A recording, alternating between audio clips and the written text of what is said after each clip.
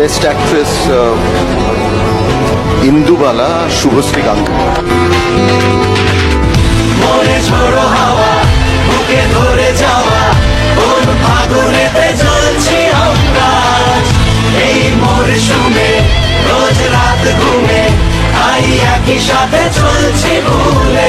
দীর্ঘ ৮ বছর পর তার ভালোবাসার মানুষটাকে দেখে চোখে পানি টলমল করতেছে।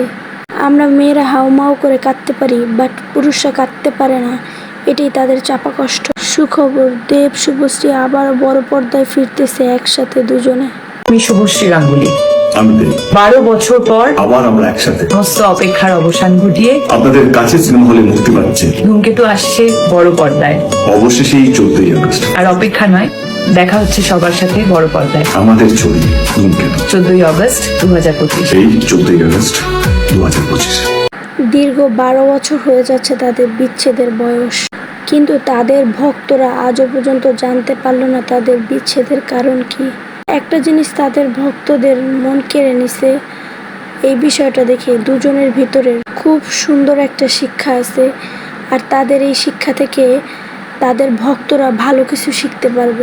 তাদেরকে দেখে অন্তত পক্ষে তাদের ভক্তরা বুঝতে পারবে বা শিখবে যে ভালোবাসলে বিচ্ছেদ হইলে যে প্রাক্তনকে কিভাবে সম্মান দেওয়া যায়, প্রাক্তনকে নিয়ে আজে বাজে কথা না বলে কিভাবে প্রাক্তনকে সম্মান করে যেতে পারে, ভালোবেসে যেতে পারে।